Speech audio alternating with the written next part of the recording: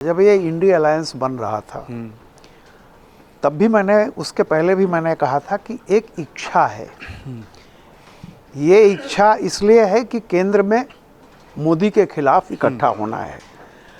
वो इच्छा पूरी हुई नहीं, न तो उसका कोई प्रारूप आया, न उसका कोई नेता बना।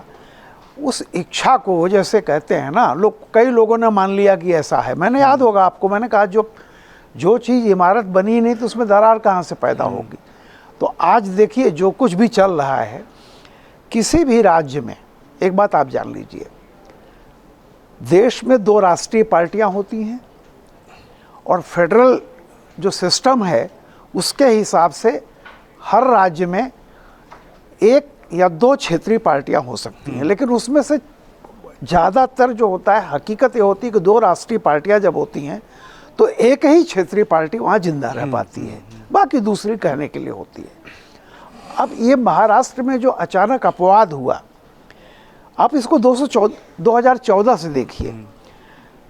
महाराष्ट्र में होता क्या था, महाराष्ट्र में एक राष्ट्रीय पार्टी होती थी कांग्रेस, दूसरी राष्ट्रीय पार्टी होती थी बीजेपी, लेकिन वो उसकी जगह पे वो शिवसेना का छोटा भाई थी। यानी कुल मिलाकर के राज्य के लेवल पर शिवसेना थी, केंद्र के लेवल पर बीजेपी थी। यही चलता आ रहा था बाला साहब ठाकरे के समय में।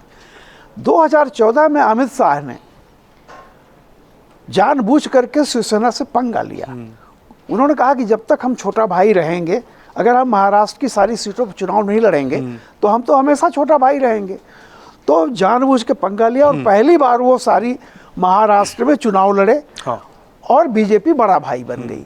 ये बात उसी समय से उद्धव ठाकरे को खल रही थी और पूरे शिवसेना को, कि सचमुच दिल्ली भी गया और ये भी गया। तो ऐसा नहीं है कि उद्धव अचानक मुख्यमंत्री बनने का, ये उनका था कि किसी भी तरह से शिवसेना यहाँ बड़ा भाई बननी चाहिए, स्टीयरिंग उनके हाथ में। मतलब ये चीज़ है। उस प्रयोग में वो कितना नाचे कूदे और अंततः असफल हो गए। न खुदा ही मिला न विसाले सनम, वो चले गए। तो अब आप सोचिए, यही हालत शरद पवार की रही। शरद पवार जी का एक सपना था कभी किसी ज़माने में, जब एनडी तिवारी हुआ करते थे बड़े बड़े लोग, तो उनको भी ये लगता था कि कभी बिल्ली के वो किसके छीके से हो सकता है कि हम कभी बड़ी कुर्सी पर चले जाएं। तो सोनिया गांधी के सवाल पर वो अलग हुए, सोनिया गांधी के सवाल पर अलग हुए और वहाँ जा कर के उन्होंने देखा, ये तो मान लिया था शिवसेना बड़ी है वहाँ, लेकिन वो सोचते थे कि हम कांग्रेस को स्थापित कर देंगे, विस्थापित कर देंगे महाराष्ट्र में। नहीं हुआ कुछ।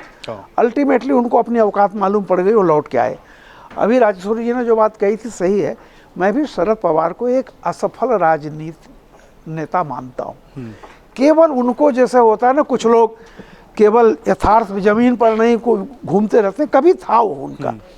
लेकिन जब कांग्रेस, उन्होंने मान लिया कि कांग्रेस से शरणागत हो गए वो, अब शरद पवार की भी हवा निकल गई। कहीं ऐसा नहीं होता कि 2 राष्ट्रीय पार्टियां हों और 4 क्षेत्रीय पार्टियां हों। शरद पवार ने खुद पार्लियामेंट इलेक्शन के समय कहा था कि संसदीय चुनावों के बाद बहुत सारा रीअलाइनमेंट होगा।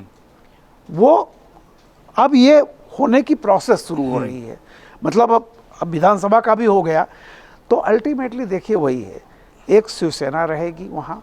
अब वो जो बड़े भाई शिवसेना का बनने का सपना तो खत्म हो गया, अब बड़ा भाई बीजेपी रहेगी। तो जैसे होता है ना, एक हेड होता है, एक उसका सेक्रेटरी होता है। तो बीजेपी हेड ऑफ स्टेट है, उसका एक सेक्रेटरी है। कभी कभी चांस मिल सकता है शिवसेना कि अगर रहना है तो सहायक की भूमिका में रहो। इसी तरह से शरद पवार का है। अब वो कांग्रेस की सहायक की भूमिका में तो वहाँ रह सकते हैं, जो नेचुरल है actually, Congress plus NCP, BJP plus Shiv Sena. अब ये स्थितियाँ फिर वही आ रही हैं। अब एक अलग बात है कि शरद पवार को अब देखना है कि शरद पवार से अजित पवार भी निकल गए तो शरद पवार कुछ बचे ही नहीं है, और उनके यहाँ से शिंदे निकल गए तो बचे ही नहीं है। तो असली क्या है कि दोनों को अपनी इज्जत बचानी है, इज्जत बचानी और भविष्य बचाना है। तो या तो वही 2014 के पहले वाली स्थिति आए, और हमेशा मैं आज भी कहता हूँ कि देखिए कांग्रेस एक राष्ट्रीय पार्टी है, वो कितनी भी कमजोर हो जाए लेकिन बीजेपी की प्रतिद्वंदी कांग्रेस ही रहेगी। मेरा इतना मानना है। ठीक है। ये बाकी पार्टियां मिलती रहेंगी, जाती रहेंगी, कोई किससे मिल जाए, तो मुझे तो लगता है कि नेचुरल प्रोसेस जो हुआ था, शिवसेना रहेगी, एनसीपी रहेगी, कांग्रेस रहेगी, बीजेपी रहेगी। अमर उजाला जीवांजलि के सारथी की मदद लें और महाकुंभ में स्नान जरूर करें।